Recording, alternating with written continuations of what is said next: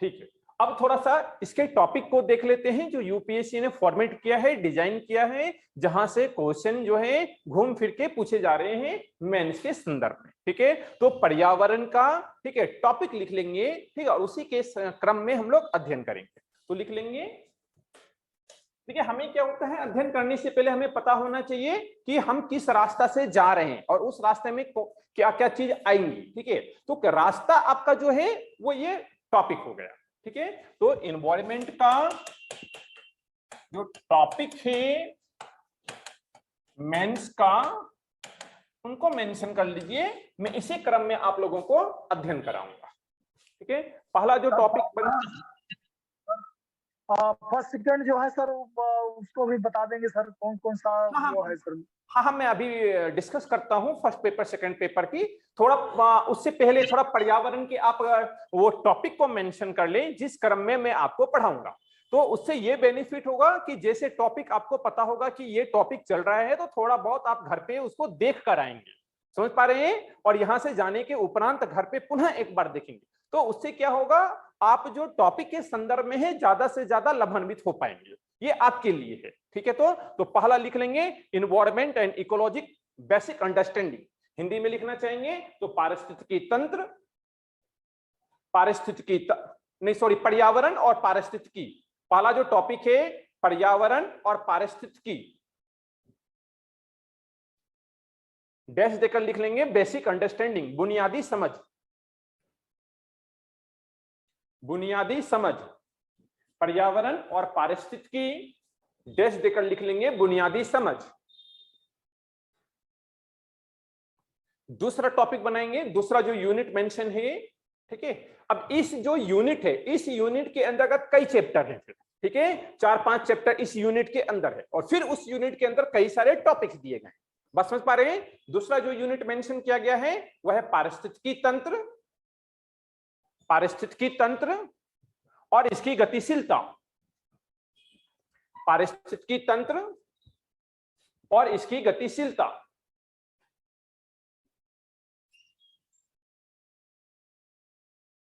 तीसरा जो unit mention है वह है पारिस्थितिकी तंत्र के प्रकार,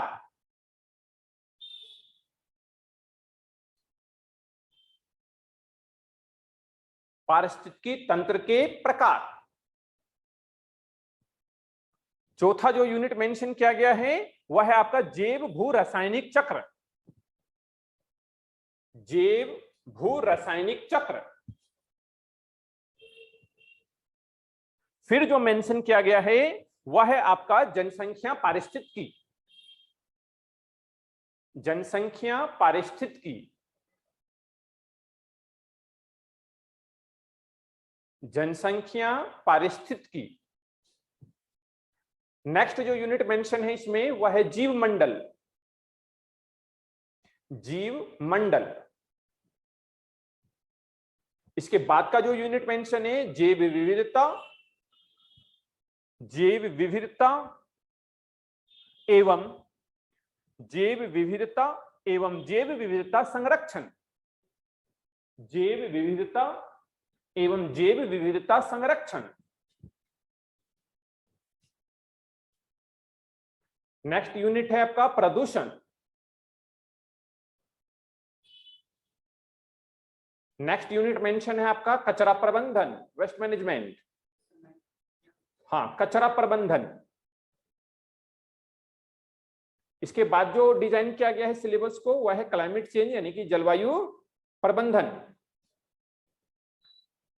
क्लाइमेटिक मैनेजमेंट। इसी में क्लाइमेटिक चेंज से स्टार्ट करते हुए मैनेजमेंट की ओर बढ़ जाएंगे हम लोग। ठीक है, प्रबंधन। और इसके बाद का जो यूनिट मेंशन है वह है पर्यावरणीय प्रभाव, पर्यावरणीय प्रभाव, आकलन, डैश देकर लिख लेंगे आकलन और सतत विकास, आकलन और सतत विकास। ठीक है, ये है मेंस का टॉपिक जो यूपीएससी ने डिजाइन किया है। ठीक है, 70% सिलेबस जो प्रीलिम्स का है यहां से मैच करता है, 30% जो प्रीलिम्स वालों ने सिलेबस को डिजाइन किया है इससे थोड़ा सा डिफरेंट किया है। बात समझ रहे हैं? प्रीलिम्स को फ्लो चार्ट में पढ़ लेंगे, और इसको एक मॉडल आंसर के रूप में पढ़ लेते हैं। ठीक है, चलिए राम बहादुर जी का प्रश्न था, उनकी प्रश्नों का समाधान करते हुए 2 मिनट का समय लूंगा, केवल पेपर 1, जीएस पेपर 1 और जीएस पेपर 2। जीएस पेपर 1 में जो डिजाइन किया गया है, उन्होंने वह डिजाइन किया है, पहला सेगमेंट को हिस्ट्री को रखा है, दूसरा सेगमेंट जो है उन्होंने ज्योग्राफी को रखा है, तीसरा सेगमेंट जो उन्होंने रखा है वह सोसाइटी को रखा है। ठीक है, समाज को रखा है। ठीक है, तो यहाँ पे जीएस 2 में जो मेंशन किया गया है वह है आपका संविधान, राज्य व्यवस्था, गवर्नेंस।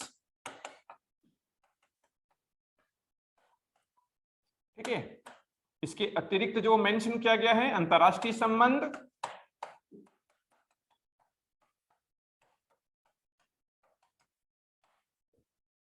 यह है पेपर 2 का। ठीक है, कॉन्स्टिट्यूशंस, पॉलिटी, गवर्नेंस एंड अंतरराष्ट्रीय संबंध, इंटरनेशनल रिलेशन। राम बहादुर जी समझ पा रहे हैं? Yes sir. है ना, constitutions, Indian polity, contemporary polity. ठीक है, इसके अतिरिक्त governance, Indian governance and international relations. और यहां जो मेंशन किया गया है आपका हिस्ट्री मेंशन किया गया है, ज्योग्राफी मेंशन किया गया है। मैं ज्योग्राफी को डिस्क्राइब कर देता हूं। यहाँ पे इन्होंने इंडियन ज्योग्राफी को मेंशन किया है, फिजिकल ज्योग्राफी को मेंशन किया है, वर्ल्ड ज्योग्राफी को मेंशन किया है एंड इकोनॉमिक ज्योग्राफी को मेंशन किया है। 4 सेगमेंट को इन्होंने मेंशन किया है, Indian geography, physical geography, world geography and economic geography. बात समझ पा रहे हैं? इसी इकोनॉमिक ज्योग्राफी के अंतर्गत ह्यूमन ज्योग्राफी मेंशन आ जाता है आपका, जो इन्होंने सिलेबस को डिजाइन किया है। और सोसाइटी के अंतर्गत, ठीक है, एक इंडियन सोसाइटी और केवल सोसाइटी, और सोसाइटी के अंदर फिर इंडियन सोसाइटी। इतना ही आपका मेंशन है पेपर फर्स्ट। ठीक है, तो हिस्ट्री में कई सारे सेगमेंट हैं, वो डिस्कस किए होंगे दुष्यंत सर। चलिए मैं थोड़ा सा संक्षिप्त में यहाँ पे बता देता हूं। एक आपका एनिशियंट हिस्ट्री, मिडिवल हिस्ट्री, आपका मॉडर्न हिस्ट्री, वर्ल्ड हिस्ट्री, आपका 1947 1964 यानी कि स्वतंत्रता से लेकर 1964 तक का आर्ट एंड कल्चर, सभ्यता संस्कृति, इन समूह को मेंशन किया। मेंस में नहीं है, लेकिन आपका जब कल्चर पढ़ेंगे तो वहां से कोरिलेट हो जाएगा आपको थोड़ा सा सीक्वेंस। ठीक है, वहां की व्यवस्था को पढ़ना पड़ता है। तो चलिए पर्यावरण का विषय आरंभ करते हैं।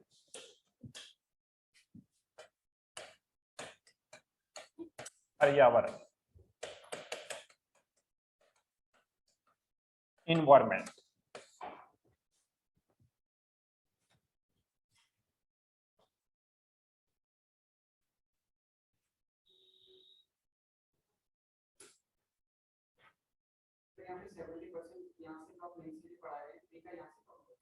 हाँ, प्री का सेगमेंट जो मैंने बोला 70% जो सिलेबस जो है कॉमन है प्रीलिम्स और मेंस का।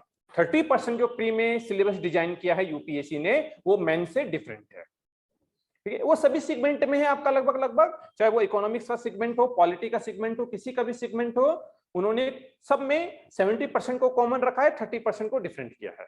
ठीक है, तो ताकि बच्चे 30% के लिए भी थोड़ा एफर्ट करें। बात समझ पा रहे हैं? तो हेडिंग बनाएंगे पर्यावरण। पर्यावरण, सबसे पहले पर्यावरण का परिचय देंगे।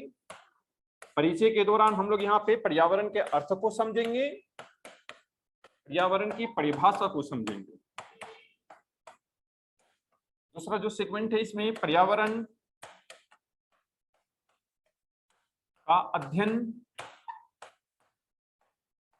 का कारण समझेंगे कि आखिर पर्यावरण का क्या कारण है, अध्ययन का क्यों मेंशन किया गया है यूपीएससी में।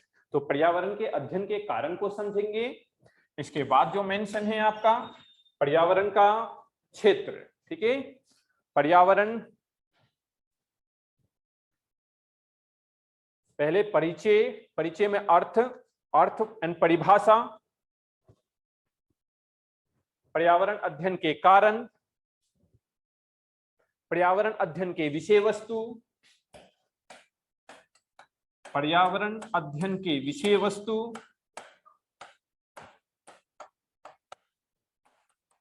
पर्यावरण अध्ययन के विषय वस्तु, पर्यावरण अध्ययन के विषय वस्तु, पर्यावरण की विशेषता,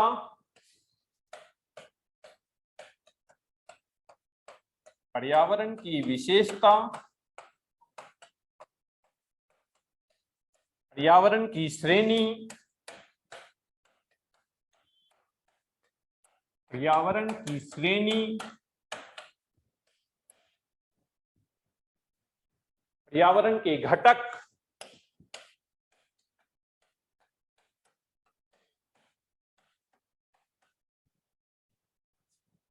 और पारिस्थितिकी। इतना सारा चीजें पढ़ना है आपको फर्स्ट यूनिट में, ठीक है। जो मैंने फर्स्ट यूनिट लिखाया था पर्यावरण और पारिस्थितिकी, बुनियादी समझ, एक बेसिक अंडरस्टैंडिंग इसको बोलेंगे। उसके अंतर्गत जो अध्ययन करना है, सबसे पहले इसके इंट्रोडक्शन को देखेंगे, जिसमें उसके अर्थ को समझेंगे, उसकी परिभाषा को समझेंगे, उसके महत्व को समझेंगे, ठीक है। इसके बाद पर्यावरण अध्ययन के कारण को समझेंगे कि क्या रीजन रहा है। उसके बाद पर्यावरण अध्ययन का विषय वस्तु को देखेंगे, पर्यावरण की विशेषता को समझेंगे, पर्यावरण के घटक को देखेंगे, पर्यावरण की श्रेणी को देखेंगे, और फिर यहां पर हम लोग आगे बढ़ते हुए पारिस्थितिकी से इसको जोड़ देंगे, ठीक है।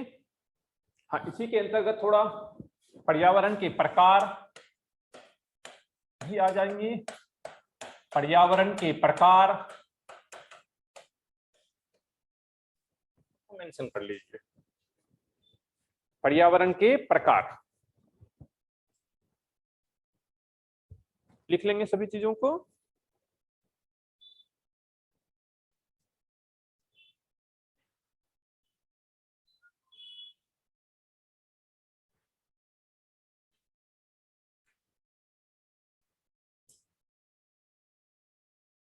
ठीक है,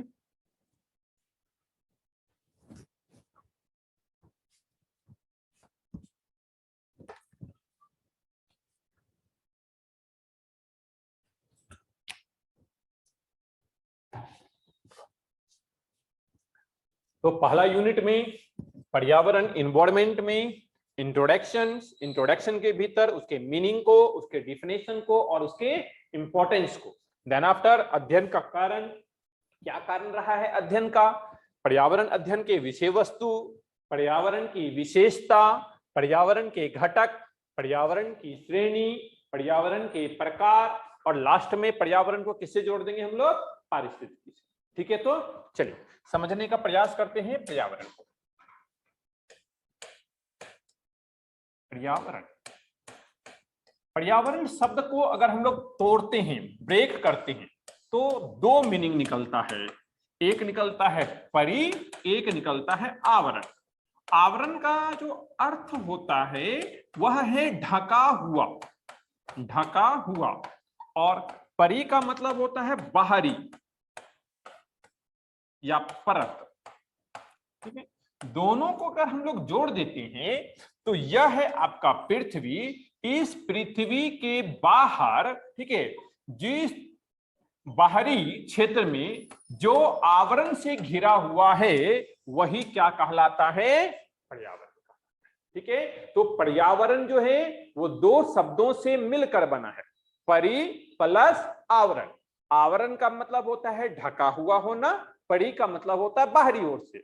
तो किसी भी क्षेत्र का तात्पर्य यहाँ पर अर्थ से है कि अर्थ को बाहरी रूप में जिस क्षेत्र से परत से ढका हुआ है संभवतः वही क्या कहलाता है, पर्यावरण कहलाता है।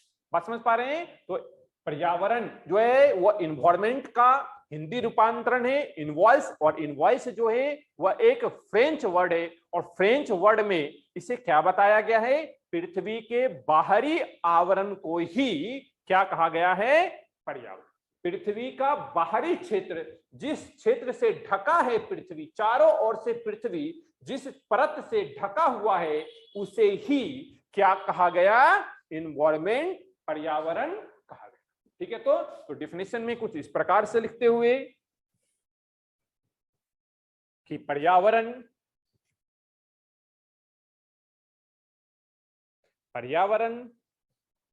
दो शब्दों से मिलकर बना है।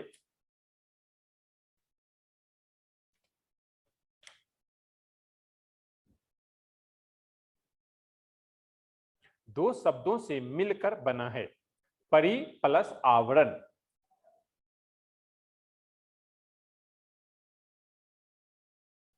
ठीक है, पर्यावरण शब्द का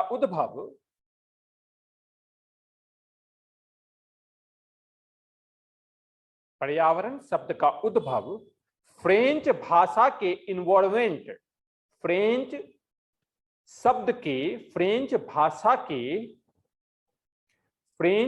भाषा के इन्वायरमेंट शब्द से हुआ है। फ्रेंच भाषा के इन्वायरमेंट शब्द से हुआ है,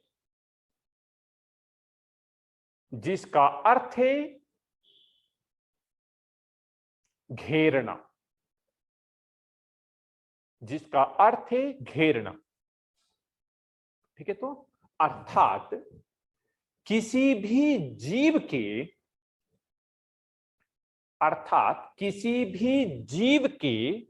चारों ओर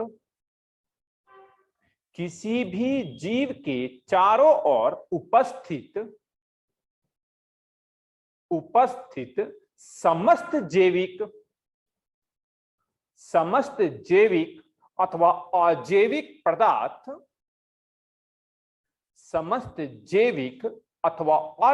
पदार्थ पर्यावरण कहलाता है।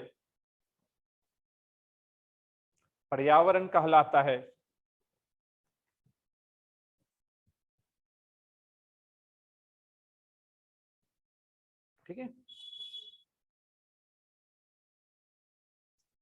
पर्यावरण की कार्यप्रणाली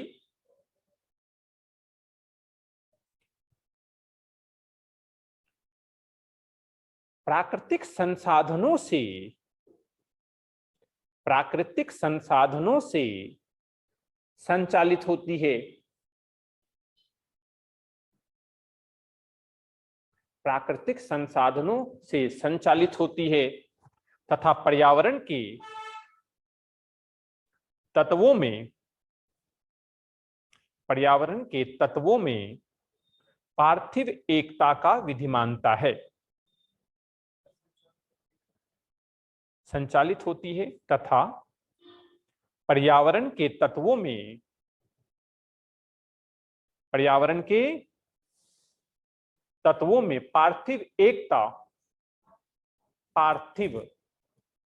पार्थिव एकता का विद्यमानता है।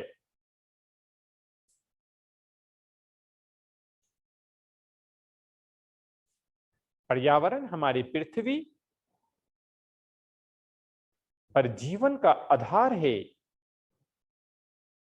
पर्यावरण हमारी पृथ्वी पर जीवन का आधार है, जो न केवल मानव अपितु विभिन्न प्रकार के जीव जंतु,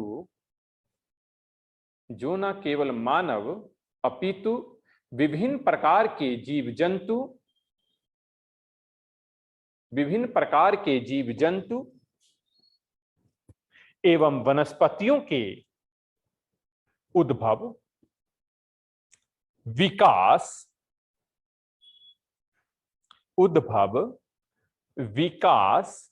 एवं अस्तित्व का आधार है।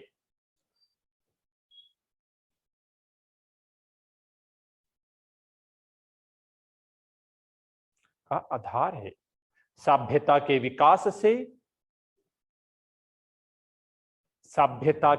विकास से वर्तमान युग तक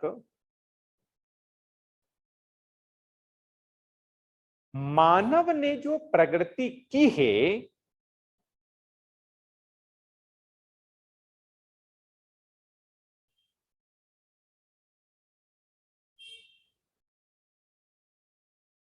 उसमें पर्यावरण की महत्वपूर्ण भूमिका रही है।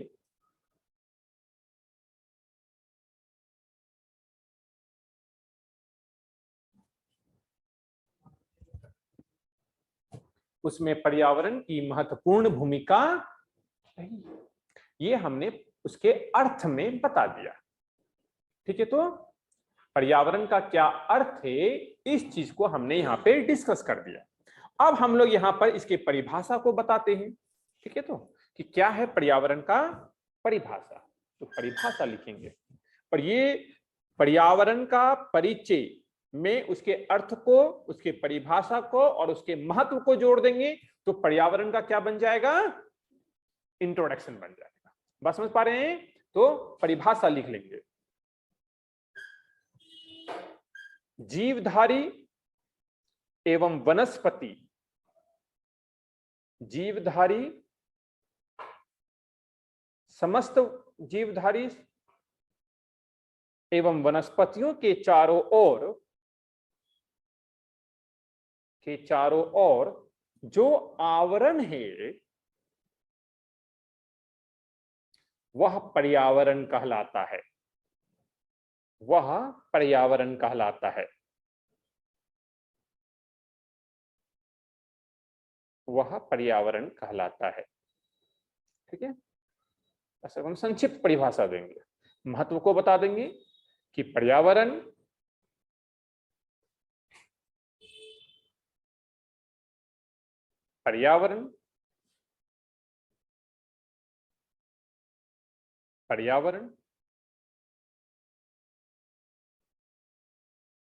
समस्त विषयों का सार है, समस्त विषयों का सम्मिश्रण है, समस्त विषयों का सम्मिश्रण है, मिश्रण है।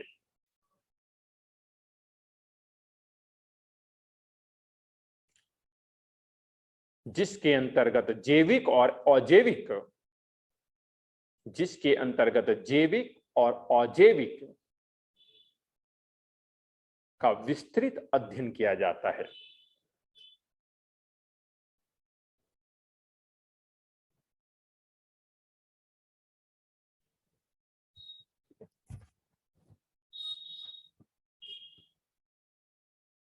सरल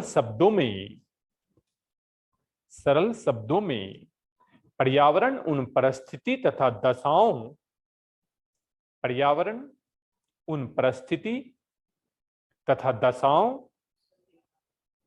सामान्य शब्दों में या सारांशतः, ठीक है, संक्षेपतः, पर्यावरण उन परिस्थिति तथा दशाओं को प्रदर्शित करता है जो किसी एकल जीव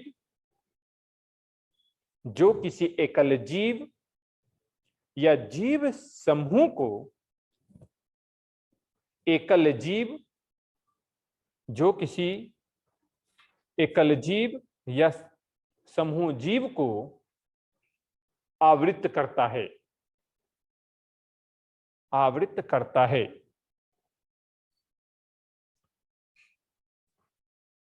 या उन्हें आधार प्रदान करता है।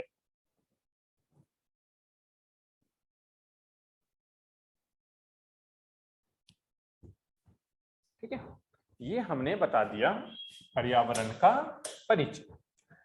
दूसरा सेगमेंट जो आता है इसमें कि पर्यावरण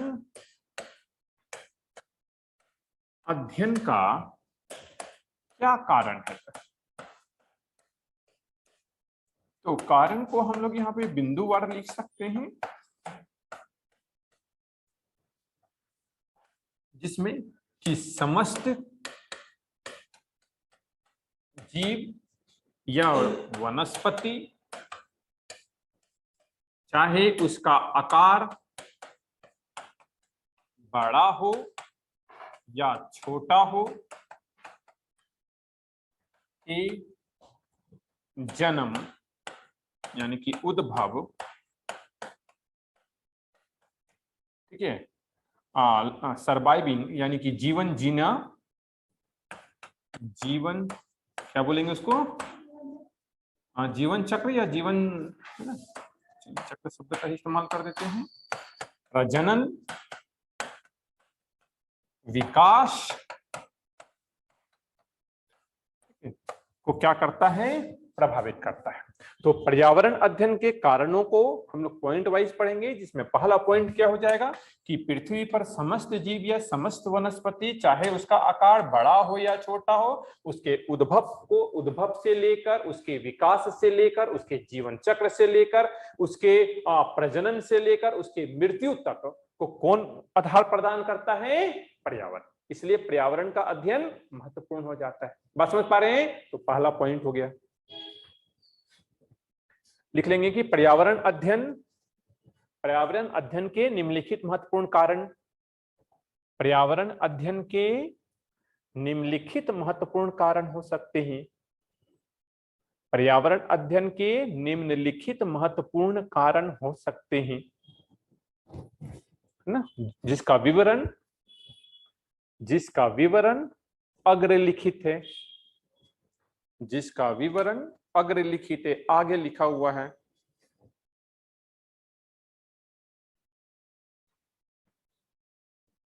पहला पॉइंट कि पर्यावरण में प्रत्येक जीवन की, पर्यावरण में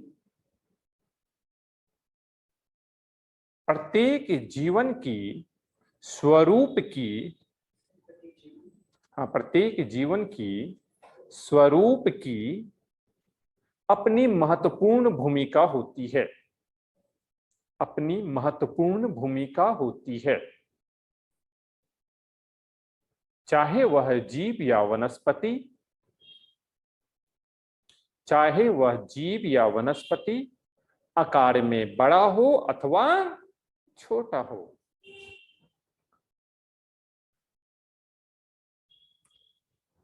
समस्त जीव या वनस्पति आकार में बड़ा हो अथवा छोटा हो, छोटा हो।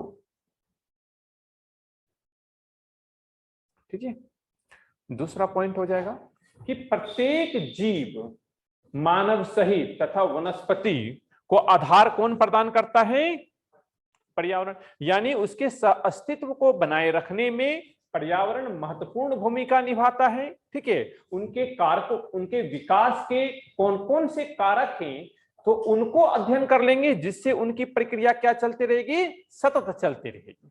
बात समझ रहे हैं? जैसे एक जीव है, एक जीव उद्भव से लेकर, उसके विकास से लेकर, प्रजनन से लेकर मृत्यु तक वह कौन कौन से कारक हैं जिससे वह प्रभावित होती है, तो उन कारकों का अध्ययन किसमें करेंगे हम लोग, पर्यावरण अध्ययन में। सपोज कीजिए कि कोई एक ऐसा कारक आ गया जिससे जीव क्या हो गया, विलुप्त हो गया। ठीक है। जैसे कि उदाहरण स्वरूप डायनासोर लेते हैं, तो डायनासोर जब पृथ्वी पर था तो फिर कौन सी स्थिति आने लगा, हिमयुग की स्थिति आने लगी। और जब हिमयुग की स्थिति आने लगी तो क्या हो गया कि जैसे पृथ्वी ठोस जमने लगा, तो जितना डायनासोर है वह सब क्या हो गया, विलुप्त की स्थिति में आ गया। तो कोई भी जीव जन्म से लेकर, उद्भव से लेकर अंत तक कौन कौन से कारक उसको प्रभावित करती है, उन कारकों का अध्ययन हम लोग किसके अंतर्गत करेंगे, पर्यावरण अध्ययन का। अगर हमें उसके कारक पहले से पता हो तो उस जीव को बचाए रखने में हम लोग क्या कर सकते हैं, सहयोग प्रदान कर सकते हैं। बात करें तो ये दूसरा पॉइंट होगा, इसलिए उसका अध्ययन इंपॉर्टेंट है। लिखेंगे कि पृथ्वी पर मानव जीवन, पृथ्वी पर मानव कोमा जीव या मानव सहित समस्त जीव, ऐसे लिख लीजिए, पृथ्वी पर मानव सहित समस्त जीव और वनस्पति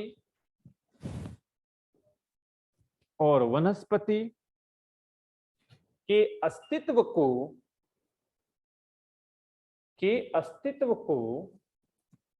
बनाए रखने के लिए, अस्तित्व को बनाए रखने के लिए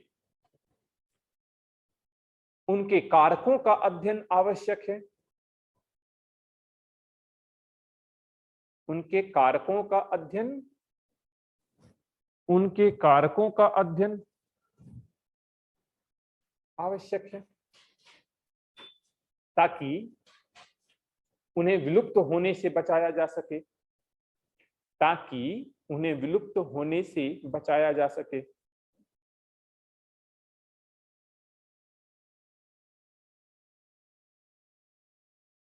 ठीक है, इसी में लिखेंगे कि प्रकृति की संरचना विशिष्ट है, प्रकृति की संरचना विशिष्ट है और इसके प्रत्येक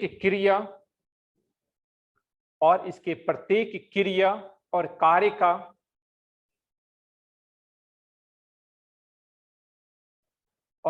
का एक निश्चित उद्देश्य होता है, एक निश्चित उद्देश्य होता है।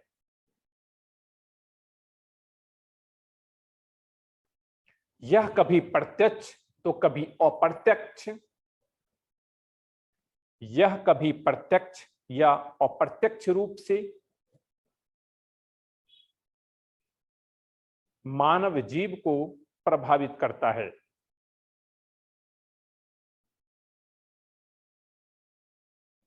मानव जीव को और इसमें थोड़ा सा परिवर्तन प्रभावित करता है, और इसमें थोड़ा सा परिवर्तन मानव जीवन पर बड़ा संकट पैदा कर सकता है।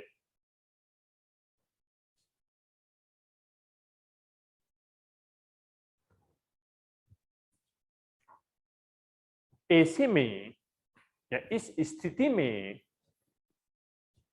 ऐसे में या इस स्थिति में पर्यावरणीय संरचना का ज्ञान होना, ऐसे में या ऐसी स्थिति में पर्यावरण संरचना का ज्ञान होना अति आवश्यक है।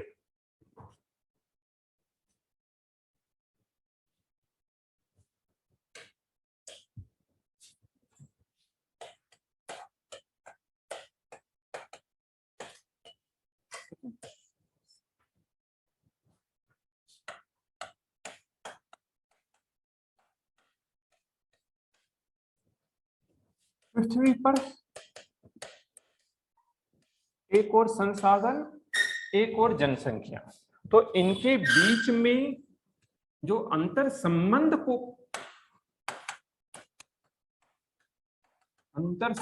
को यानी कि इंटर रिलेशन को जो स्ट्रॉन्ग बनाता है वह कौन है? आपका पर्यावरण।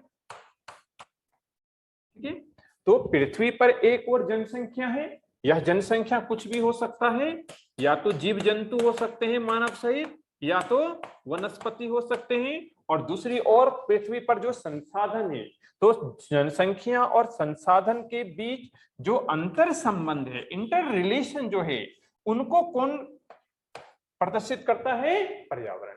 ऐसी स्थिति में पर्यावरण का अध्ययन आवश्यक है। जब तक पर्यावरण का अध्ययन नहीं करेंगे तब तक जनसंख्या और संसाधन के बीच के अंतर संबंध को, इंटर रिलेशन को हम लोग नहीं समझ पाएंगे। बात समझ पा रहे हैं कि पृथ्वी पर दो शाखा, एक हो जाएगा जनसंख्या, दूसरी ओर संसाधन। और जनसंख्या और संसाधन क्या करता है? इंटर रिलेशन बनाता है। जितना भी संसाधन है, सपोज कीजिए कि जल है और जीव है, तो आप जल का उपयोग करते हैं, इसका मतलब जीव और जल के बीच में एक रिलेशन है। पृथ्वी है, भूमि है, उसका आप यूज करते हैं। आपका विकास से लेकर आपकी मृत्यु के अपघटन में भूमि का बहुत बड़ा रोल है। ठीक है, तो जो अंतर संबंध है दोनों का, वो कौन प्रदर्शित करता है? पर्यावरण। इसलिए जब तक पर्यावरण का अध्ययन नहीं करेंगे तब तक जनसंख्या और संसाधन के अंतर संबंध को नहीं समझ पाएंगे। बात समझ पा रहे हैं? इसलिए इसका अध्ययन आवश्यक है। नेक्स्ट पॉइंट, कि पर्यावरण का अध्ययन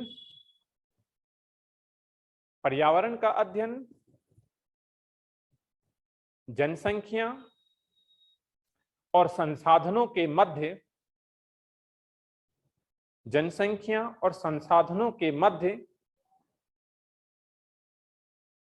अनुकूलतम अंतर संबंध को प्रदर्शित करता है।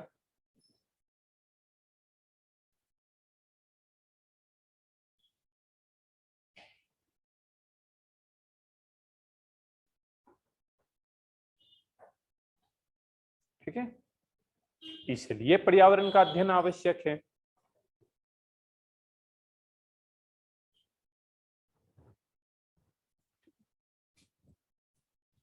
इसको बना लेंगे।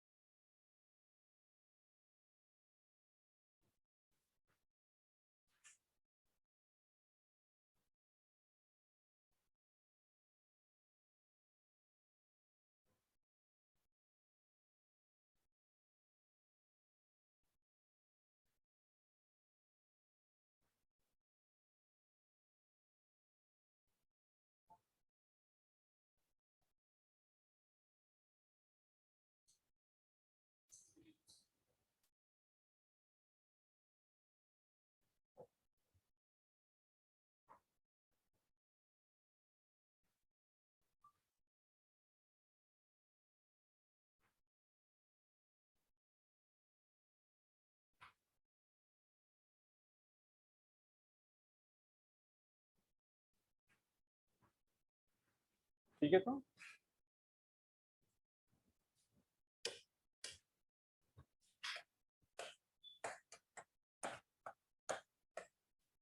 पर्यावरण में पर्यावरण जागरूकता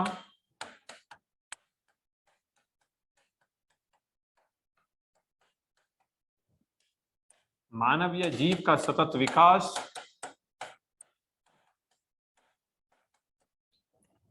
आर्थिक उन्नति,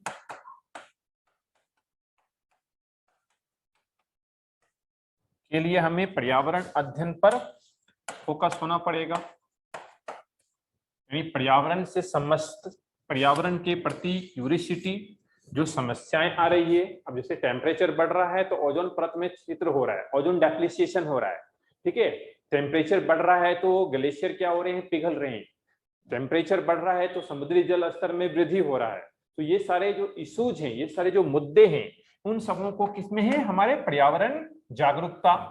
जितने भी प्रकार के जीव हैं उनके सतत विकास के लिए और मानवों के आर्थिक उन्नति के लिए पर्यावरण का अध्ययन आवश्यक हो जाता है।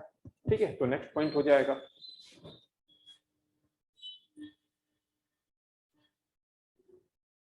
कि पर्यावरण जागरूकता जीवों के सतत विकास,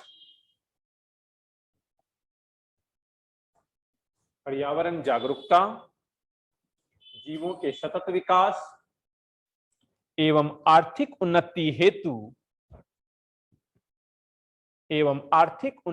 हेतु पर्यावरण अध्ययन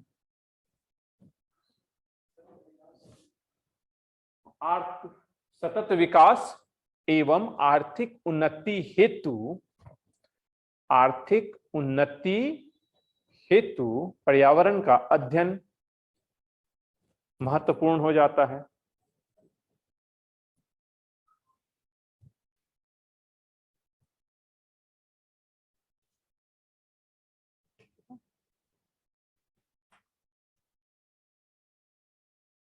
ये हमने संक्षिप्त में बता दिया। नेक्स्ट जो सेगमेंट आता है वह है पर्यावरण अध्ययन के विषय वस्तु।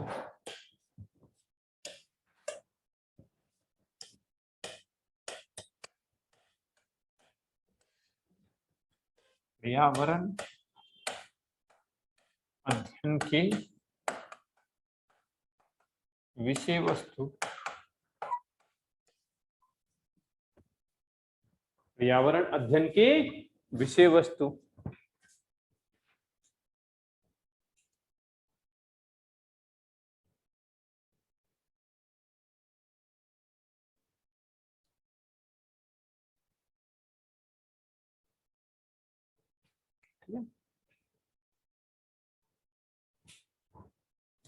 पहला,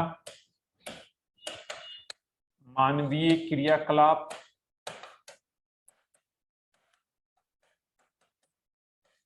के कारण तापमान में वृद्धि या जलवायु परिवर्तन।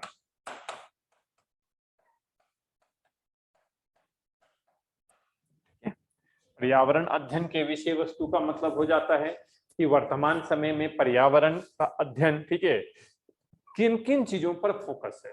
बात समझ पा रहे हैं? तो पहला कारण क्या हो जाएगा, मानवीय क्रियाकलाप। प्राकृतिक क्रियाकलाप को इसलिए मेंशन नहीं किए कि प्राकृतिक जो है अगर किसी भी प्रकार का क्रिएट करता है तो वह क्या कर लेता है, बैलेंस बना लेता है, संतुलन की अवस्था में ला देता है। इसलिए प्राकृतिक कारकों को, ठीक है, जो पर्यावरणविद हैं वो उनको नगण्य मानता है। लेकिन मानवीय क्रियाकलाप के कारण, अविवेकीय पूर्ण इस्तेमाल के कारण क्या हो जाता है, पारिस्थितिकी असंतुलन की स्थिरता उत्पन्न हो जाती है, पारिस्थितिकी अस्थिरता की स्थिति उत्पन्न हो जाती है, जिसकी वजह से तापमान में वृद्धि और जलवायु परिवर्तन जैसी समस्या उत्पन्न हो जाती है। समझ पा रहे हैं? तो पहला ही पॉइंट क्या निकल जाएगा कि पर्यावरण अध्ययन के विषय वस्तु में मानवीय क्रियाकलाप के कारण पृथ्वी के तापमान में वृद्धि व जलवायु परिवर्तन। ठीक है, लिखेंगे। मानव द्वारा पर्यावरण में मानवीय क्रियाकलाप के द्वारा, मानवीय क्रियाकलाप के द्वारा पृथ्वी पर या पर्यावरण में हो रहे तापमान वृद्धि, पृथ्वी पर हो रहे तापमान वृद्धि तथा जलवायु परिवर्तन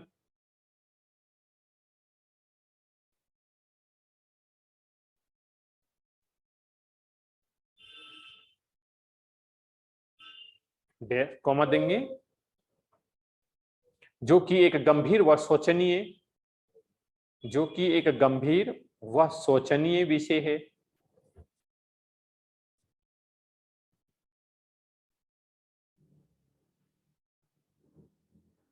सभी राष्ट्रों के राष्ट्राध्यक्ष को,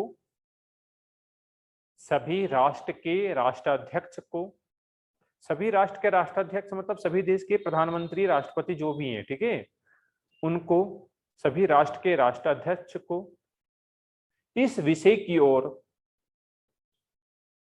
इस विषय की ओर ध्यान आकर्षित करना आवश्यक है, ध्यान आकर्षित करना आवश्यक है।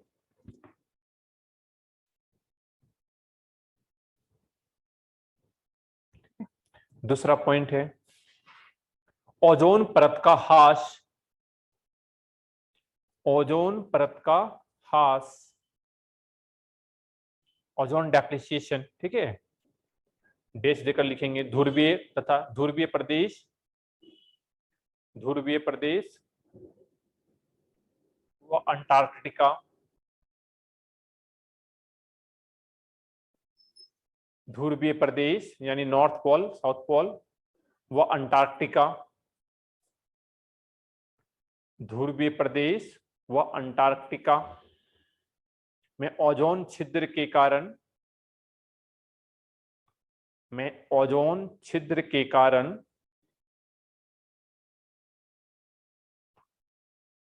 परावैंगनी विकिरणों का, परावैंगनी विकिरणों का वायुमंडल में प्रवेश, वायुमंडल में प्रवेश। तीसरा पॉइंट बनाएंगे, महानगर तथा अन्य स्थानों पर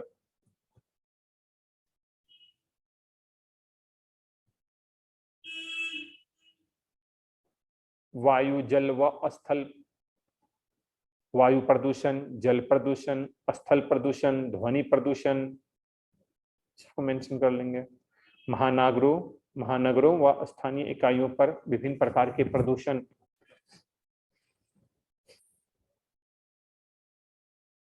नेक्स्ट पॉइंट बनाएंगे, प्राकृतिक आपदाओं का अध्ययन, प्राकृतिक आपदाओं का अध्ययन।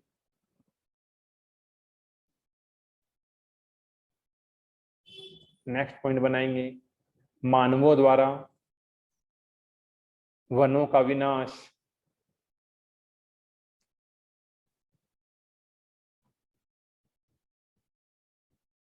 नेक्स्ट पॉइंट बनाएंगे जैव विविधता का ह्रास।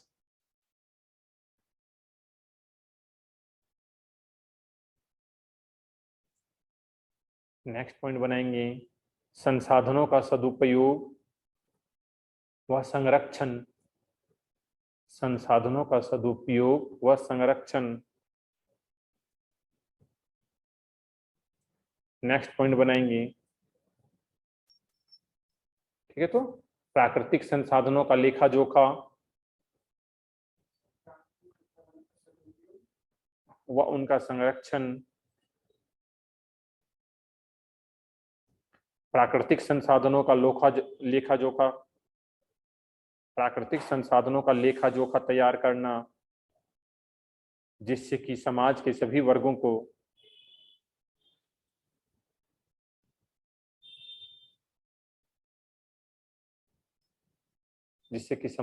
वर्गों को उसका लाभ मिल सके।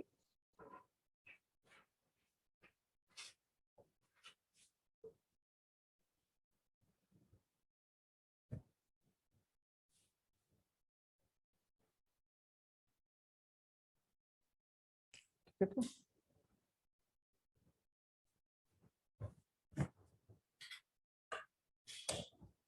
अब आता है पर्यावरण के प्रकार।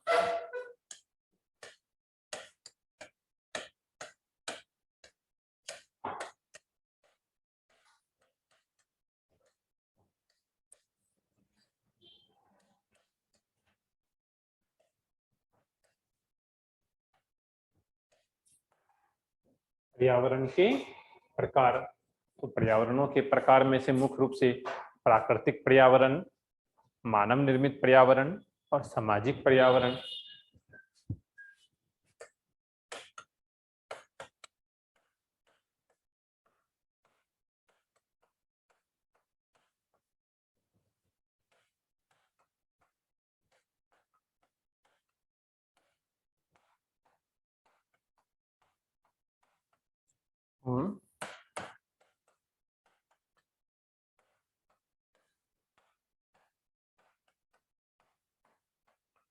सामाजिक पर्यावरण,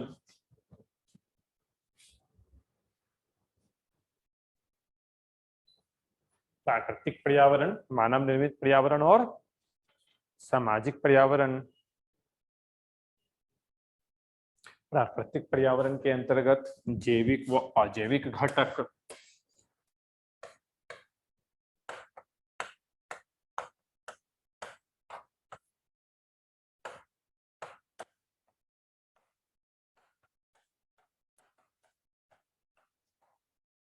जैविक और अजैविक घटक, ठीक है, बायोटिक एंड एबायोटिक कंपोनेंट्स।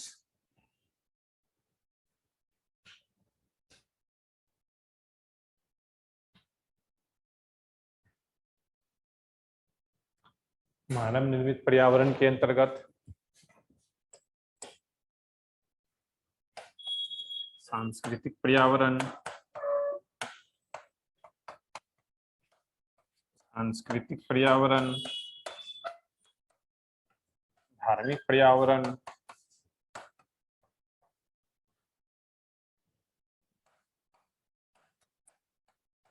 औद्योगिक पर्यावरण,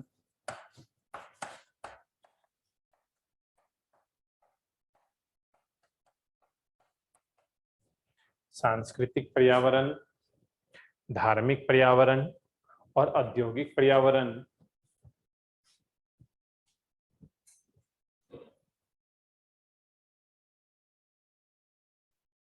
ठीक है, और आपका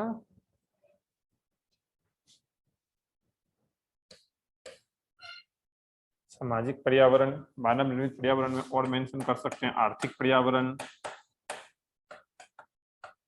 राजनीतिक पर्यावरण,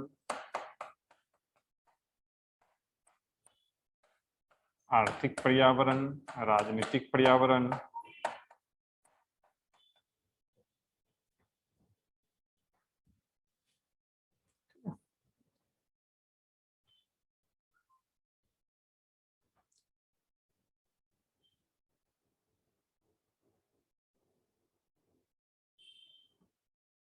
इन्हीं सारे शब्दों को अगर हम लोग शब्दों में लिखना चाहें तो इस प्रकार से बयां कर सकते हैं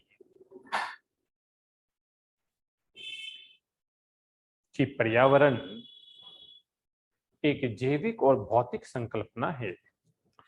पर्यावरण एक जैविक पर्यावरण एक जैविक और भौतिक संकल्पना है। पर्यावरण एक जैविक और भौतिक संकल्पना है, इसलिए इसके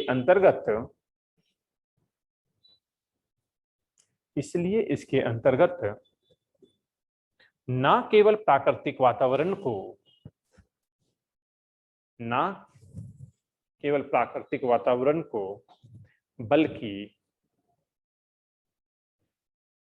मानव जनित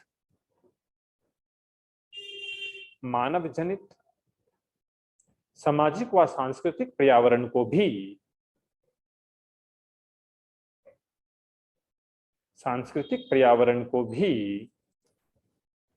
मानव जनित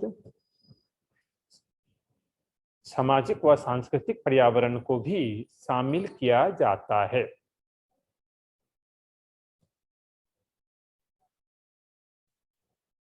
ठीक है, तो शामिल किया जाता है। सामान्यतः पर्यावरण को तीन वर्गों में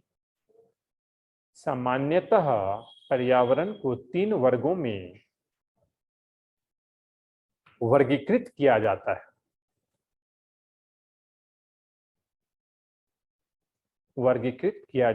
या किया गया है। ठीक है, पहला क्या था आपका? प्राकृतिक पर्यावरण। पहला क्या है आपका? प्राकृतिक पर्यावरण। तो प्राकृतिक पर्यावरण लिखकर इसको इलैबोरेट करेंगे कि प्राकृतिक पर्यावरण के अंतर्गत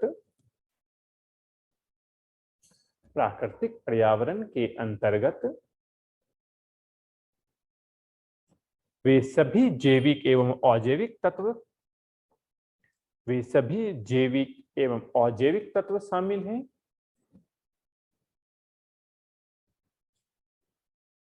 जो पृथ्वी पर प्राकृतिक रूप से पाए जाते हैं।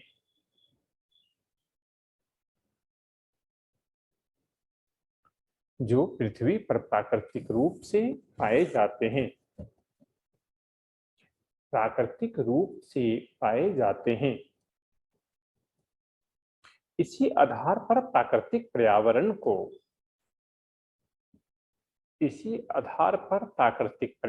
को जैविक एवं अजैविक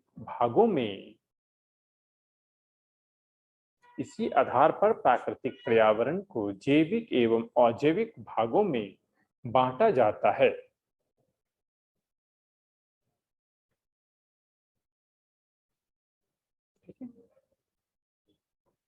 थोड़ा सा जैविक तत्वों को के संदर्भ में भी लिखा देते हैं कि जैविक तत्वों में सूक्ष्म जीव, पौधे एवं जंतु को शामिल किया जाता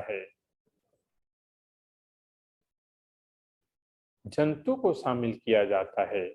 जबकि अजैविक तत्व के अंतर्गत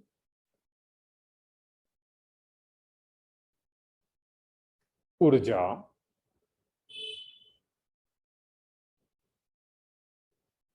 तापमान, ऊष्मा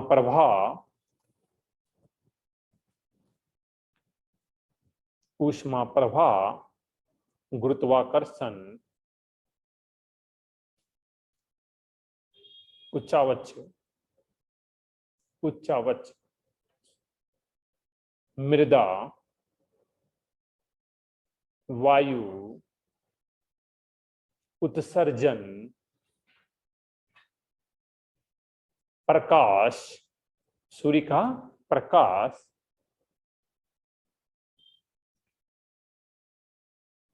को शामिल किया जाता है।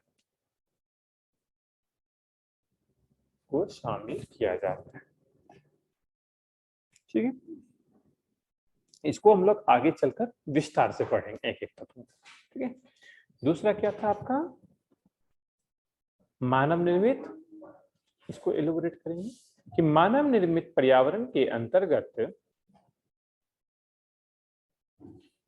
मानव निर्मित पर्यावरण के अंतर्गत वे सभी स्थान सम्मिलित हैं, वे सभी स्थान सम्मिलित हैं जो मानव ने कृत्रिम रूप से, जो मानव ने कृत्रिम रूप से निर्मित किए हैं।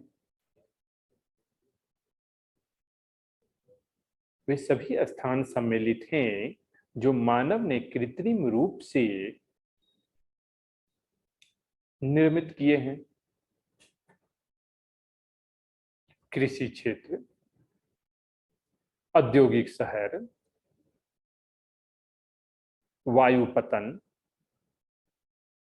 अंतरिक्ष स्टेशन, वायुपतन, अंतरिक्ष स्टेशन इत्यादि आदि जो भी लिखना चाहें, मानव निर्मित पर्यावरण के उदाहरण हैं। कहाँ छूटा आपका? वायुपतन, एयरपोर्ट, बंदरगाह, space station, research centre, space station, research centre आदि क्या हैं? मानव निर्मित पर्यावरण के उदाहरण। इसी में एक पॉइंट को और जोड़ देंगे कि जनसंख्या वृद्धि एवं आर्थिक विकास के कारण, जनसंख्या वृद्धि एवं आर्थिक विकास के कारण मानव निर्मित पर्यावरण का क्षेत्र और प्रभाव, मानव निर्मित पर्यावरण का क्षेत्र और प्रभाव बढ़ता जा रहा है।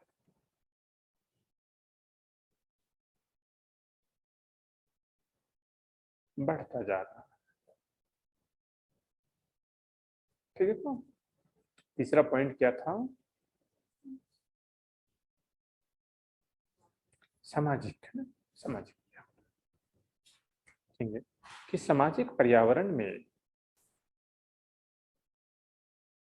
सामाजिक पर्यावरण में सांस्कृतिक मूल्य, सामाजिक पर्यावरण में सांस्कृतिक मूल्य एवं मान्यताओं को सम्मिलित किया जाता है। मान्यताओं को सम्मिलित किया जाता है। पृथ्वी पर भाषाई, धार्मिक, पृथ्वी पर भाषाई, धार्मिक, रीति रिवाज, जीवन शैली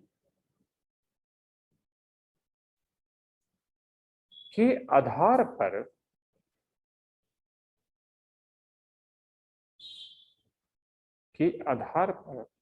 सामाजिक पर्यावरण का विकास होता है।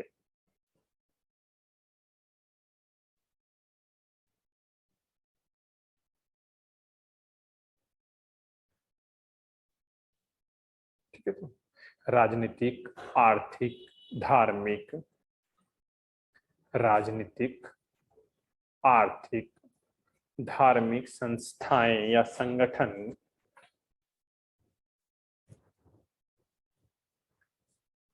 सामाजिक पर्यावरण का हिस्सा होने के साथ,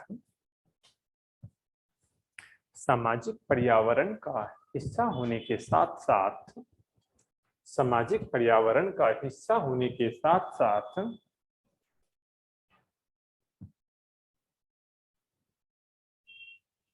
यह भी निर्धारित करता है, यह भी निर्धारित करता है कि प्राकृतिक संसाधनों का उपयोग कैसे किया जाए, कि प्राकृतिक संसाधनों का उपयोग कैसे किया जाए। प्राकृतिक संसाधनों का उपयोग कैसे किया जाए ताकि अधिक से अधिक लाभ की प्राप्ति हो सके या जिससे कि अधिकतम लाभ की प्राप्ति हो सके। अधिक से अधिक लाभ की प्राप्ति ताकि या जिससे कि अधिक से अधिक लाभ की प्राप्ति संभव हो सके। ये बता दिया हमने पर्यावरण के प्रकार। अब हम लोग पढ़ेंगे पर्यावरण की संरचना।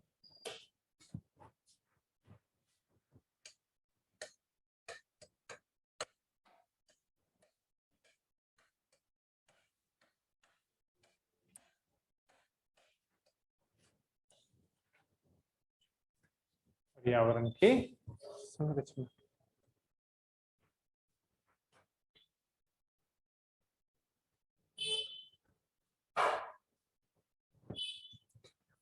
पर्यावरण की संरचना की बात करें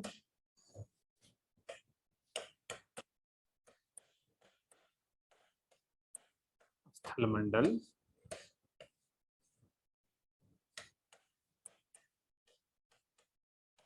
जलमंडल, वायुमंडल और जीवमंडल।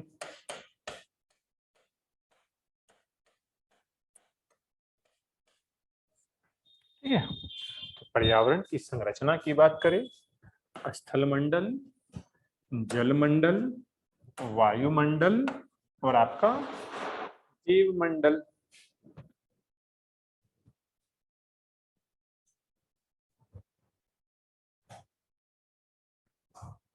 वायुमंडल को बात दीजिए, क्षोभमंडल, संतापमंडल, मध्यमंडल, आयनमंडल, यही है ना, आयनमंडल और बाह्य मंडल।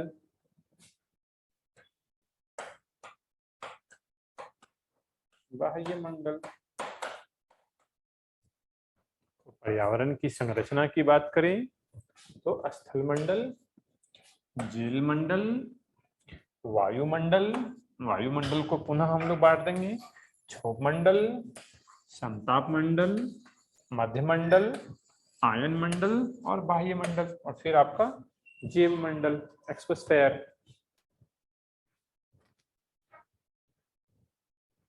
ठीक है,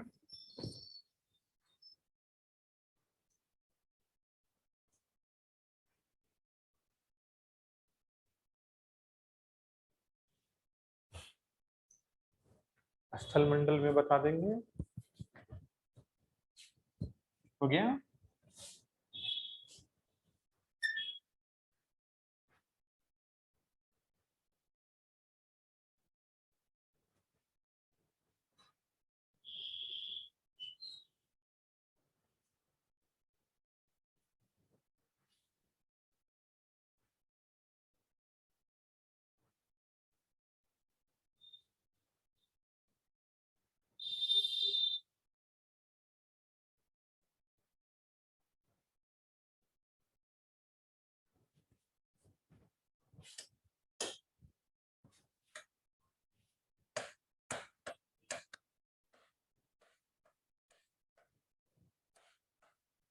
उनतीस प्रतिशत भाग जो कवर करता है वह क्या है आपका स्थलमंडल। 71% भाग जो कवर करता है वह क्या है आपका जलमंडल।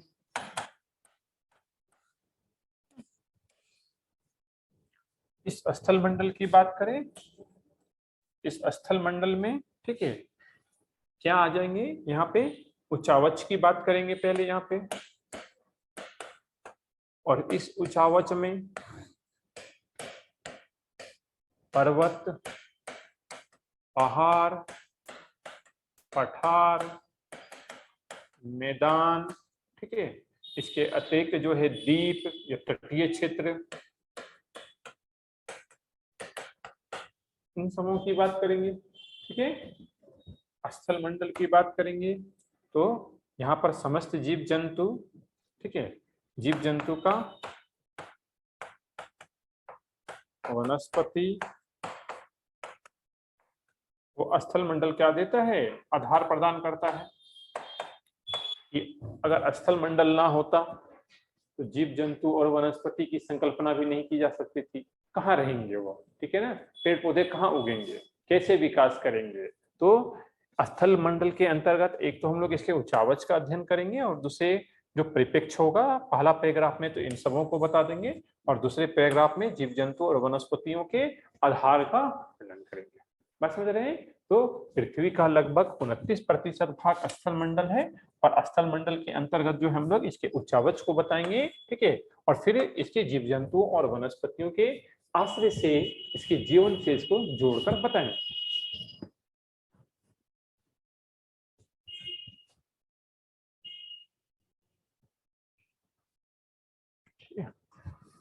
इसी में स्थल मंडल में ही मृदा, चट्टान,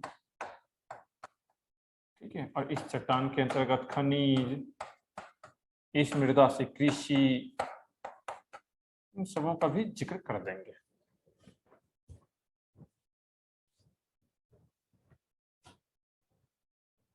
ठीक है, कि स्थल मंडल में ही भूमि है, भूमि में ही कृषि करते हैं, सिंचाई है, मृदा है, चट्टान है, चट्टान में विभिन्न प्रकार के खनिज हैं जिनका संसाधन कुशलतम प्रयोग करके मानव पर्यावरण में सह अस्तित्व बनाए रखता है। बस समझ रहे हैं। इन सारी चीजों को जोड़ते हुए हम लोग स्थल मंडल की विशेषताओं को प्रदर्शित करेंगे।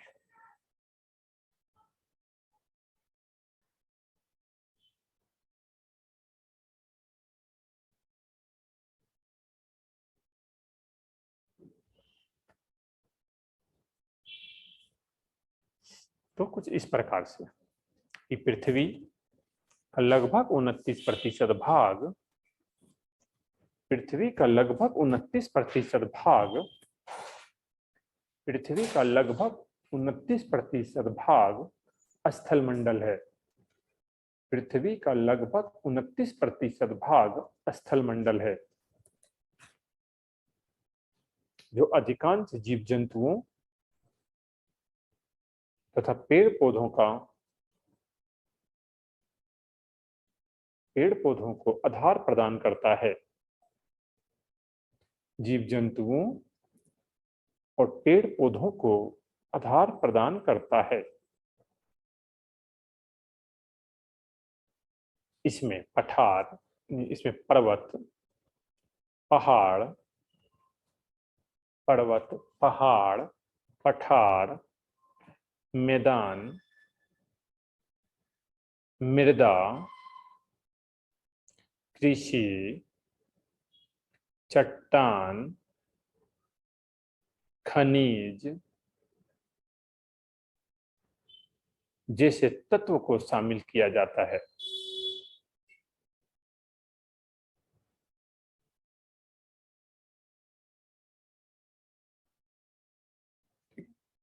जीवों को स्थल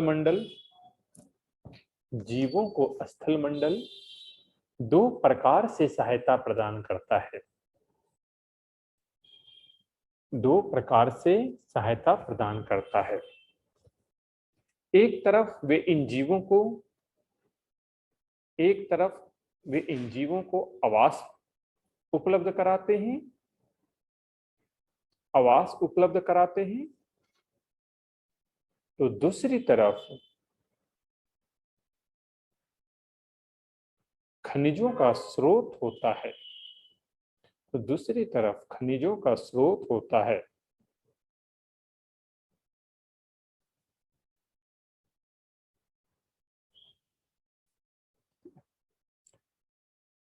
स्थल मंडल में मृदा का निर्माण होता है जिसमें कृषि कार्य संपन्न होती है।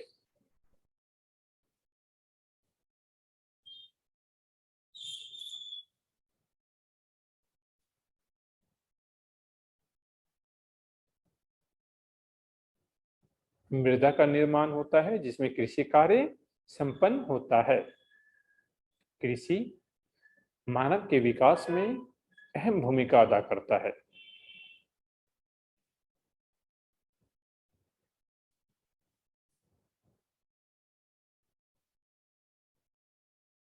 इस प्रकार से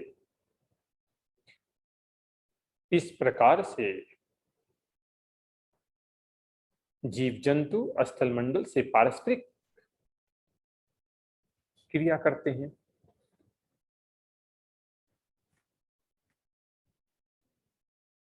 पारस्परिक क्रिया करते हैं, ठीक है। स्थलमंडल एक और क्या करेगा? आधार प्रदान करेगा, घर प्रदान करेगा, खनिज प्रदान करेगा, मिट्टी से उनको कृषि प्रदान करेगा, कृषि से भोजन प्रदान करेगा। तो समस्त जीव जंतु क्या होते हैं कि स्थलमंडल से पारस्परिक क्रिया करते रहते हैं, है ना। स्थलमंडल से पारस्परिक क्रिया करते रहते हैं। दूसरा क्या था हमारा? जलमंडल। कि जलमंडल पर्यावरण का जलमंडल पर्यावरण का महत्वपूर्ण घटक है।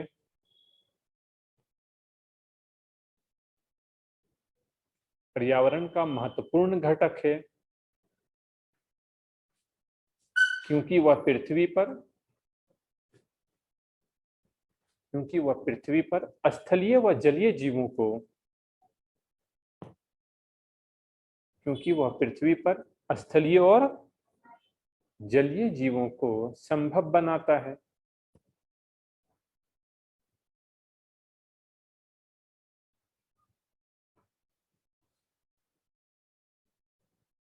जलमंडल के अंतर्गत धरातलीय व भूमिगत जल को सम्मिलित किया जाता है।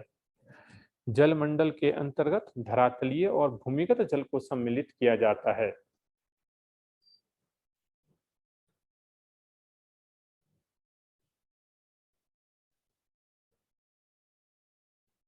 क्या लिखे? धरातलीय और भूमिगत जल को सम्मिलित किया जाता है।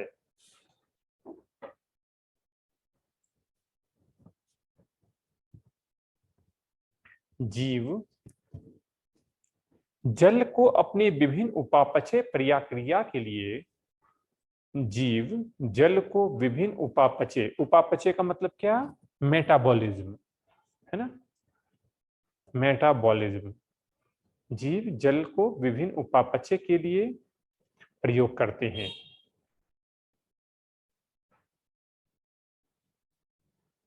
इसके अतिरिक्त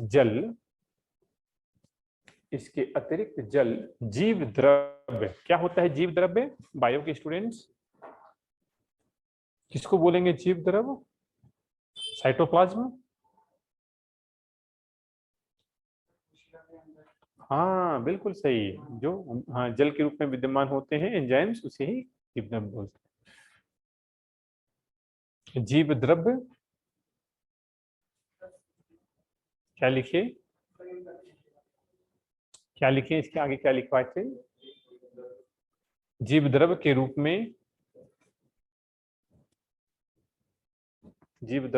में भी प्रयोग होता है, या जीव द्रव्य का सर्वाधिक महत्वपूर्ण घटक, ऐसे लिख लीजिए तो ज्यादा अच्छा रहेगा। इसके अतिरिक्त जल जीव द्रव्य का महत्वपूर्ण घटक है।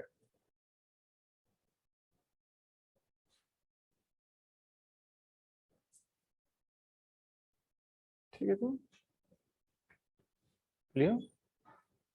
तीसरा आता है वायुमंडल।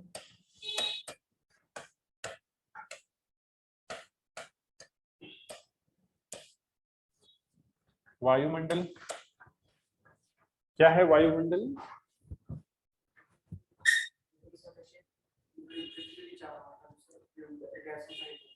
हाँ, विभिन्न गैसों का आवरण लिख सकते हैं ना।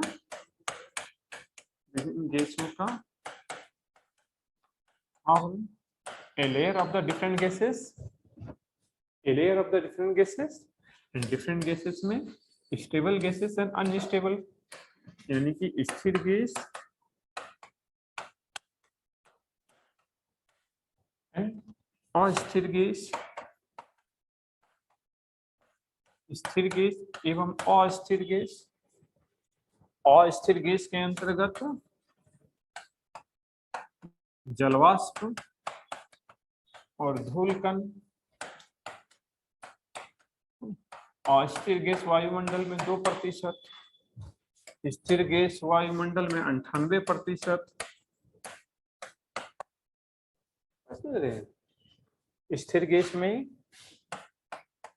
Nitrogen, oxygen, CO2, argon. Nitrogen कितना, लगभग 78, ऑक्सीजन 21, CO2 0.04, आर्गन का शायद 0.008 समथिंग है ना, ऐसा कुछ कंपोजिशन है। तो वायुमंडल का मतलब हो जाता है विभिन्न गैसों का आवरण ना। पृथ्वी के बाहर विभिन्न गैसों का आवरण ही वायुमंडल कहलाता है। और विभिन्न गैसों में हम लोगों 2 चीजों को शामिल करते हैं।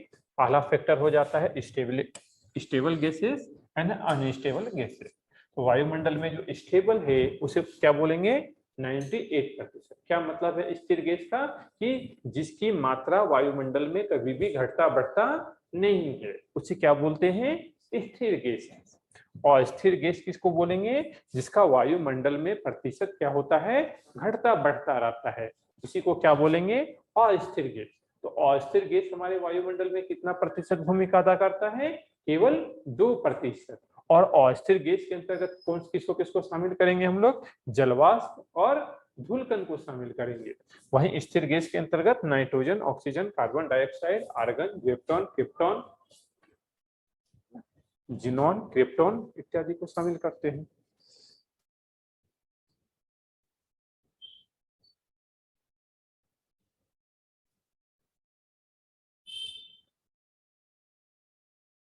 ठीक है,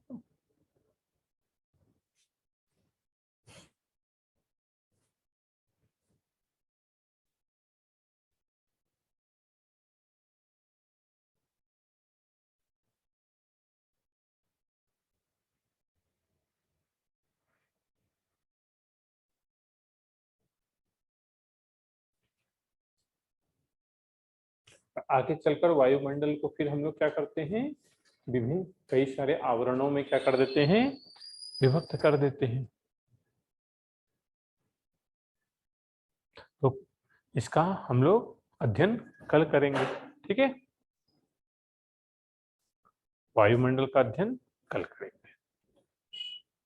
ठीक है, आ रहा है समझ में थोड़ा थोड़ा। अन्य विषयों से आसान विषय है, शुरू में थोड़ा बोरिंग है, बाद में फिर इंटरेस्टिंग है। ये है पर्यावरण, क्योंकि इसमें कंटेंट बहुत ज्यादा मिलेगा आपको। समझ पा रहे हैं, जैसे इकोनॉमिक्स जो था एक कॉन्सेप्चुअल था, समझ रहे हैं, और यह जो है जिसमें हम लोग डायग्राम, फ्लो चार्ट, इक्वेशन के तहत हम लोग समझने में आसानी होती थी। इसमें क्या है कि मतलब ऐसे राइटिंग थोड़ा ज्यादा देखने को मिलेगा। तो इस वजह से आज इतना ही रहने दीजिए।